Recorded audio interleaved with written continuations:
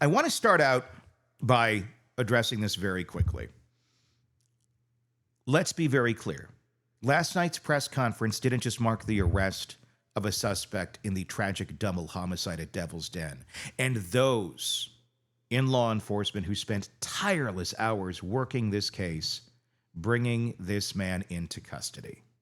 You deserve a pat on the back. You deserve a giant thank you, and you deserve praise. Those who didn't have a working phone line for 3 days above you, who were in charge of that, for the public to bring you tips, which they ended up coming here because they couldn't get through to you. Again, not criticizing the investigators. I'm criticizing the system above you. That failed. They also didn't notify the public for 6 hours. Public in that park that a double homicide had taken place mere meters away from where they were camping with their kids and enjoying hot dogs. What happened in that press conference last night, at the very end when they addressed us, it marked a shameful attempt to rewrite the record by deflecting blame onto those of us who actually stepped up when the public was left in the dark. Because let's be very clear, the way that you guys got from this sketch here on the screen, this man who you see, to this, the one who you arrested, it started here. It started talking into this microphone. It started recording in the studio because those people came to us first, not because they wanted to come to the podcaster first, because they couldn't get through to you. It took 3 days to have a working phone line and no alternatives offered. Hey, Bill, the phone's not working. Maybe we should do something else. Put another phone line out, an email, something. 3 days to figure that, this might be a problem. So, you're welcome. We brought you the people that couldn't get through to you directly on a silver platter. When officials pointed a finger at a certain podcaster for allegedly hindering the investigation, they weren't just wrong, they were dishonest. For 6 full hours after the murder of Clinton and Christian Brink in a public state park crawling with families, law enforcement said nothing. No alerts, no statements, no acknowledgement that a killer was on the loose. And then for the next 3 days, the only phone number they gave the public for tips didn't work. It rang, then hung up.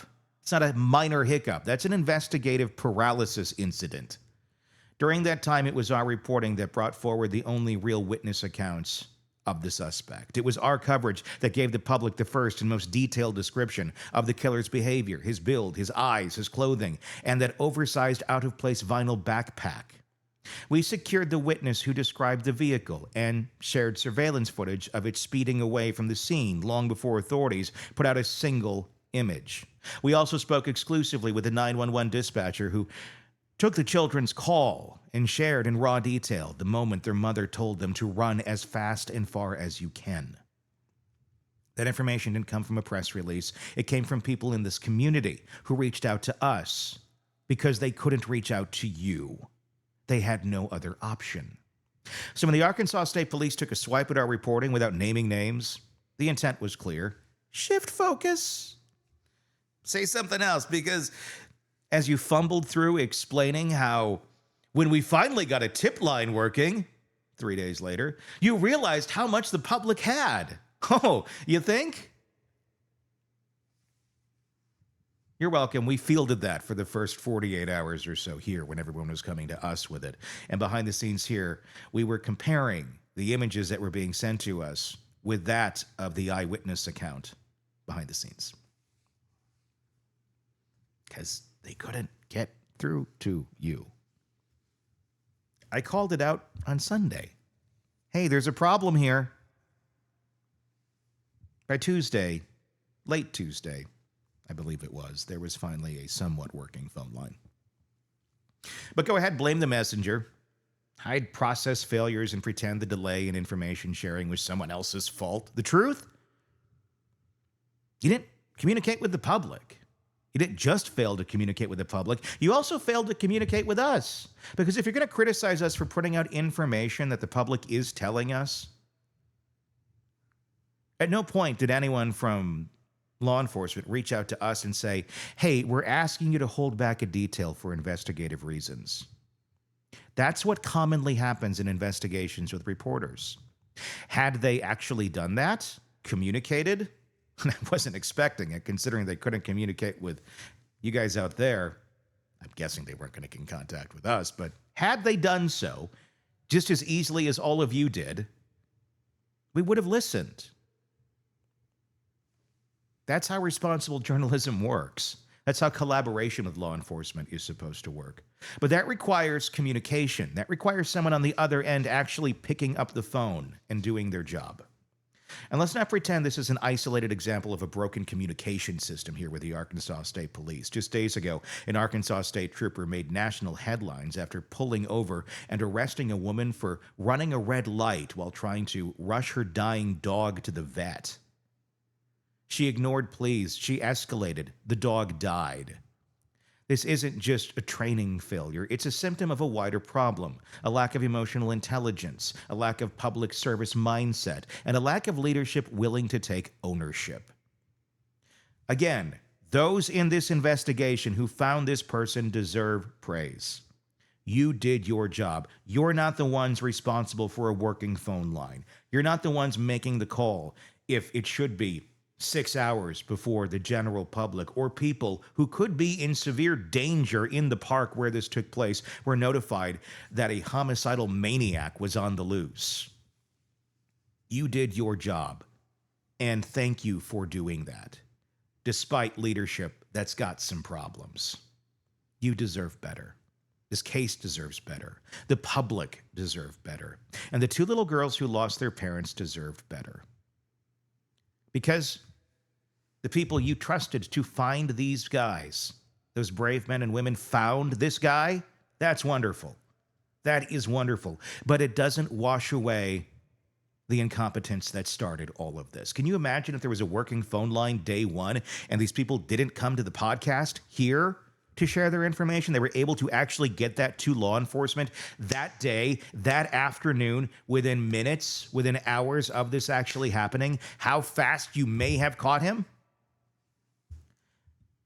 Instead, it was filtered here first and then got to you because they couldn't get through to you. That's not our fault. That's you. Fix it. Do better. Stop shifting blame to a podcaster. Instead, they gave us 2 vague PDFs, 0 press briefings, and a suspect on the run for days while witnesses and terrified citizens funneled information through us because we were the only ones listening. Yes, no press conference. The only time they had a press conference is when they finally got the guy. Meanwhile, you have more than 1 million people in the general area fearful to go out on the hiking trails that run through their backyards, because that's what happens here. There are literally hiking trails everywhere. We have some of the most in the country. And they run through a lot of people's backyards. But not a word, not a peep. Radio silence from those who are there to protect and serve. Again, thank you. Those who found this guy, those who were in this investigation and focusing on finding him, you did wonderful. Those in charge of letting the public know they're safe, the communication end of things, the flow of information, folks, of getting tips, mugshots, or not mugs, or suspect descriptions, eyewitness accounts to you. Well, I'm sorry, that could use some room for improvement. It just could, because it was demonstrated clearly in this case. So no, we won't apologize for doing our jobs. We won't apologize for filling the silence that law enforcement left behind. And we definitely won't be anyone's scapegoat. We'll keep doing what we're doing from the start. Report the facts, amplify the voices that matter, and hold everyone accountable. Everyone. Because the truth doesn't live behind a podium. It lives in the open. And that's exactly where we will keep it. Let me know your thoughts in the comments section on our YouTube channel. Just search Hidden Killers with Tony Brueski. We'll continue to keep you up to date on this case as it develops. I'm Tony Brueski. We'll talk again real soon. Want more on this case and others? Then press subscribe now and don't miss a moment of true crime coverage from Tony Brueski and the Hidden Killers podcast.